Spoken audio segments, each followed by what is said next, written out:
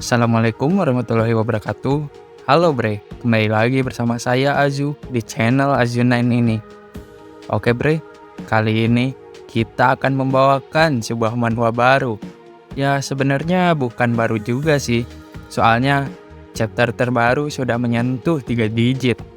Tapi karena jarang ada yang bahas manhwa ini, maka akan saya bawakan alur manhwanya di channel ini tentunya. Manhwa ini berjudul Legend of Star General, bercerita tentang dunia kultivasi teknologi, di mana karakter utama menghadapi para monster antar dimensi dan berakhir kembali ke masa lalu. Singkatnya sih begitu. Dan daripada lama-lama, mending kita masuk ke alur ceritanya. Pada tahun 1390 Efemeris, di benua utara, kota benteng terakhir, Teran, terjadi serbuan hewan buas. Kepanikan terjadi pada setiap warga yang ada di sana. Bahkan, banyak dari orang-orang yang tidak sanggup melarikan diri menjadi santapan para hewan buas itu. Makhluk itu bernama Gurmet Ganas, yang mana itu merupakan hewan buas yang datang dari celah dimensi. Orang-orang yang melihat monster itu panik berhamburan untuk menyelamatkan diri. Serta tiba-tiba ada salah seorang anak jatuh tersandung dan kemudian dia memanggil ibunya. Dan ibu si anak itu pun menengok ke arahnya serta mendekatinya untuk menuntun dan pergi bersama. Tapi tiba-tiba di arah belakang mereka ada seekor monster yang melihatnya serta siap mengulurkan tangan untuk mengambil mereka berdua. Ibu dan anak yang melihat kematian di dekatnya panik, sedih, dan tak berdaya, hanya bisa berteriak pasrah untuk meminta tolong. Tapi monster itu akhirnya menggenggamnya. Tapi seketika itu pula ada sebilah pedang raksasa meluncur dan dar! Pedang itu menusuk si monster, serta ibu dan anak itu terlempar dari genggaman monster tersebut. Sementara itu, para monster lain yang melihat terkejut akan serangan dadakan itu. Tapi beberapa saat monster lain pun terkena serangan dari pedang-pedang lainnya. Dan mereka mati karena pedang yang menusuknya. Serta tiba-tiba terdengar suara, "Pedang Dogaki, kembali!" Dan dengan teriakan itu pun, pedang yang ada di tanah kemudian kembali dengan kekuatan psikis. Dan ternyata ada sesuatu yang mengendalikan pedang itu. Itu merupakan armor baja berwarna emas yang terbang di langit. Ibu tadi yang terselamatkan pun mengucapkan terima kasih. Serta si anak bahagia melihatnya dan berkata, "Lihat ibu, itu Jenderal Starsoul." Serta orang-orang yang lain pun senang atas kehadirannya. Armor emas yang ada di langit itu merupakan Jenderal Starsoul, Master Dongyuan, yang mana di dalamnya dikendalikan oleh seseorang pria tua yang bernama Song Yunxiang. Di sana terdengar suara sistem. Bahaya, kekurangan kekuatan jiwa. Sisa kekuatan power 5,06%. Song Yunxiang yang mendengar itu pun langsung segera mengambil sebuah pil di sakunya dan kemudian memakannya. Dia, Song Yunxiang, merupakan prajurit terakhir umat manusia yang dapat mengendalikan Star Soul. Dalam waktu yang lama, dia sendirian melindungi umat manusia yang berada dalam perlindungan. Terdengar di baliknya ada seekor monster yang sedang bersiap untuk menyerang. Sedangkan orang-orang yang melihat itu hanya dapat pasrah melihat persiapan serangan itu. Dan serangan itu pun kemudian diluncurkan. Tapi Song Yunxiang yang menyadari itu pun langsung berteriak, "Duyan Sword, Defense Formation."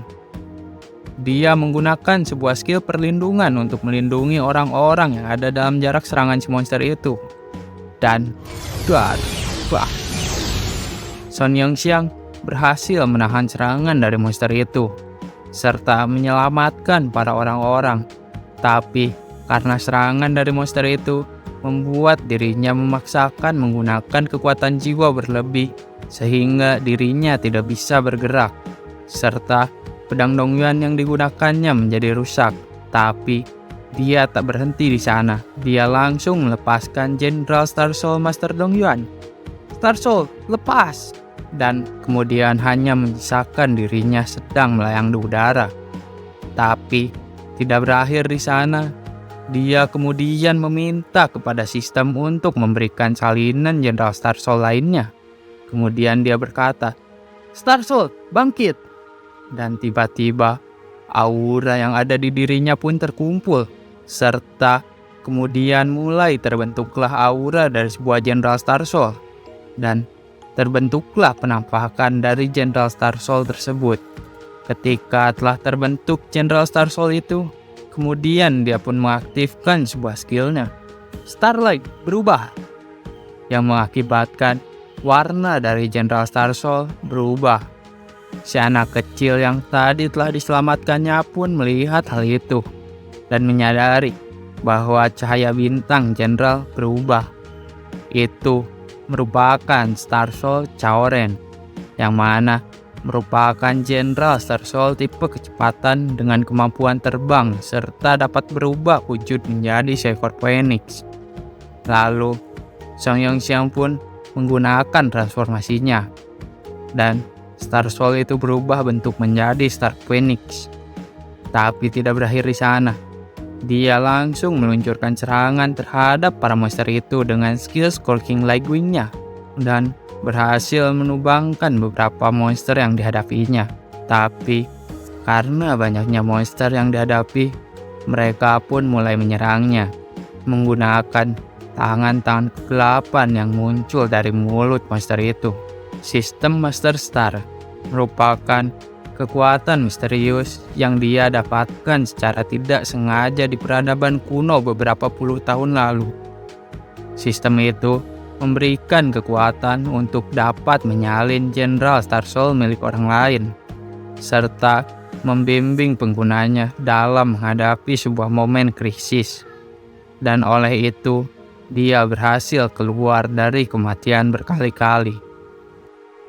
Song Yunxiang yang menghindari serangan monster akhirnya terjerat oleh tangan kegelapan. Tapi dia pun kemudian melepaskan wujud Star Soul miliknya dan berhasil meloloskan diri dari tangan kegelapan itu.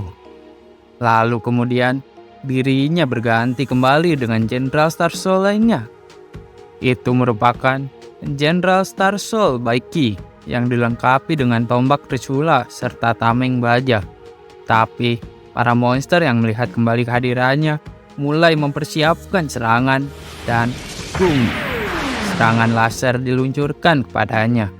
Song Yunxiang berhasil menghindari serangan mereka dan kemudian memberikan serangan balik kepada monster itu dengan melemparkan topaknya dan boom, ledakan terjadi di area para monster itu. Lalu Yunxiang pun kemudian memanggil senjata lainnya yang merupakan pedang kembar. Tapi sebelum dia hendak melakukan serangan dengan pedangnya itu, tiba-tiba dia terjerat kembali oleh tangan kegelapan para monster. Dan monster lain yang melihat itu pun mulai melakukan serangan terhadapnya yang tertahan di langit. Dan boom, serangan mengenai dirinya. Tapi tiba-tiba di balik asap kabut hitam itu muncul serangan laser yang mengarah kepada para monster. Dan terlihatlah wujud Jenderal Star Soul lainnya yang telah memberikan serangan dan kemudian melakukan pemindaian di area tersebut untuk memindai tanda kehidupan. Star Soul yang digunakan oleh Yongxiang merupakan Jenderal Star Soul Aobing, dan dia pun mulai mengaktifkan phase kedua Jenderal Star Soul-nya. Star Soul itu berubah berwarna hijau serta memiliki bentuk kepala naga dan dilengkapi dengan senjata proyektil di sampingnya. Dan Yunxiang yang telah berubah tampilan Star Soul-nya langsung mengunci tembakan ke arah para monster dan boom, dia meluncurkan serangan laser ke arah kumpulan para monster. Dan karena serangan yang dilancarkan oleh Yun Xiang terlalu berlebihan, dia kemudian terjatuh dari langit. Dan boom, dia menabrak tanah. Tapi di bawah tempat dia mendarat itu terlihat sepasang kabel yang menjuntai di balik kepulan asap itu. Dan juga terlihat sebilah senjata tombak. Ternyata itu Yun Xiang yang telah berubah ke bentuk Jenderal Star Soul lainnya, yang merupakan Star Soul Lubu. Yun Xiang yang kekurangan kekuatan jiwa pun kemudian mengambil lagi pil dan memakannya, dan mulai mempersiapkan serangan kepada para monster yang ada di hadapannya. Dan dia pun menerobos ke depan dan boom, para monster berhamburan terkena serangan itu. Umat manusia dahulu pernah mendominasi seluruh planet dan menciptakan puncak peradaban teknologi. Bahkan meluncurkan ratusan juta satelit demi membangun jaringan bintang yang sangat besar, yang mana jaringan itu memberikan energi tak terbatas kepada orang-orang kuno. Mereka menggabungkan energi serta teknologi pembentuk ruang melalui jaringan bintang. Bahkan sejak dulu, menyingkirkan gunung dan pulau hanya perlu beberapa kedipan mata. Tapi karena ego manusia akhirnya menimbulkan keserakahan, sehingga mereka ingin menguasai ruang dan waktu. Pada akhirnya, itu semua menyebabkan bencana dan menghancurkan seluruh bintang. Dan selama puluhan ribu tahun, peradaban kuno telah dilupakan orang-orang di dunia. Sehingga akhirnya memisahkan planet menjadi 5 benua. Song Yun Xiang yang bertahan dari serangan mereka merubah Star Soul menjadi Jenderal Star Soul Guan Yu dengan dilengkapi tombak khas miliknya. Dan kemudian dia pun meluncurkan tebasan panjang ke arah para monster. Tapi tiba-tiba terdengar retakan ruang di arah belakang dirinya. Dan dar! Yun Xiang terkena serangan dadakan monster yang muncul dari retakan ruang tersebut. Bedar! Ledakan terjadi di bawah tanah. Tapi kemudian di tempat dia mendarat, dia merubah Star Soul-nya menjadi Star Soul Longqi yang dilengkapi senjata shuriken besar di belakang punggungnya. Dan notifikasi sistem tentang kekurangan kekuatan jiwa pun terus berbunyi. Yun Xiang yang mendengar hal itu pun kemudian hendak mengambil pil jiwa lainnya, tapi ternyata dia telah kehabisan pil tersebut. Sedangkan itu, monster yang ada di atas dirinya telah mempersiapkan serangan kepadanya, dan kemudian monster itu pun melemparkan serangannya kepada Yun Xiang. Dia yang melihat itu kemudian menggenggam shurikennya dan melemparkannya kepada serangan monster. Dan dar! Itu mengakibatkan ledakan antara dua serangan yang saling bertemu. Tapi tiba-tiba di balik ledakan itu ada tentakel besar yang mengarah kepadanya. Yun Xiang yang terlambat menghindari serangan itu pun terluka di bagian bahu miliknya.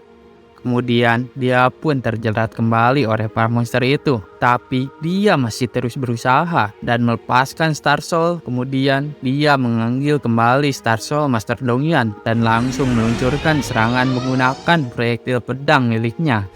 Monster yang terkena serangan darinya langsung hancur. Dan akhirnya Yun Xiang dapat beristirahat sebentar di bawah. Tapi tiba-tiba notifikasi dari sistem terdengar. Bip bip bip, sejumlah besar musuh terdeteksi mendekat. Segeralah tinggalkan area pertempuran. Yun Xiang terkejut atas notifikasi itu. Tapi kemudian di arah langit, retakan-retakan ruang terbuka. Dan kemudian monster pun muncul dari balik retakan ruang. Dan akhirnya mereka keluar dari retakan itu, serta memenuhi langit di atasnya. Yun Xiang yang melihat itu pun meminta perhitungan kepada sistem untuk sebuah cara mengatasinya. Dan sistem langsung menganalisanya dan menemukan sebuah rencana. Itu merupakan mengorbankan para orang-orang, yang mana merekomendasikan untuk lari dan membiarkan musuh menyerang kapal transportasi. Yun Xiang yang melihat itu pun terdiam dan berkata kepada sistem, dia tidak akan mendengarkan sistem untuk kali ini.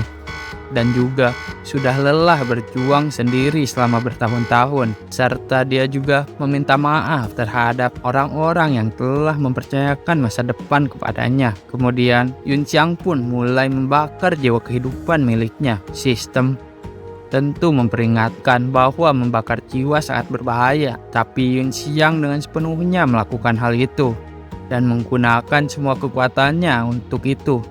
Dan bang, terhadap ledakan terjadi di area itu. Seluruh monster di area itu pun langsung hancur tak bersisa oleh serangannya. Dan serangan itu juga membuat sebuah kawah besar akibat ledakan dari Song Yuanxiang. Dan tampilan pun kemudian gelap. Song Yuanxiang, Song Yuanxiang, Song Yuanxiang. Siapa itu? Siapa yang memanggilku? Tapi suara itu terus-terusan memanggilnya. Sun Yunxiang, bangun! Dia menanyakan tentang siapa itu. Dan kemudian di sebuah kamar terbangun seorang pria. Tapi dia kebingungan dengan apa yang terjadi. Bahkan dia bertanya-tanya tentang kematian. Bukankah dirinya telah mati bersama para musuh? Tapi beberapa saat kemudian dia terkaget. Dia dikejutkan atas tampilan di sebuah cermin. Dan itu merupakan tampilan Sun Yunxiang saat masih muda, ketika dia masih menjadi seorang pelajar di akademi. Dan dia pun berdiri serta melihat ke arah sesuatu, ke arah suatu kalender, dan terlihat di kalender tersebut bahwa itu merupakan kalender tahun 1330 Ephemeris. Ternyata dia telah kembali ke 60 tahun lalu di Akademi Jiwu. Dan begitulah akhirnya Sun Yunxiang terlempar kembali ke kehidupan 60 tahun sebelumnya. Bagaimana kelanjutannya? Mari kita nantikan di part ke-1 nanti, bre. Dan part kosong ini kita akhiri sampai sini. Saya Azu, terima kasih banyak atas perhatiannya.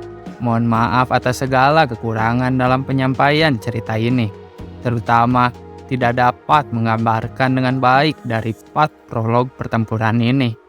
Baik kalau gitu, saya pamit. Assalamualaikum warahmatullahi wabarakatuh.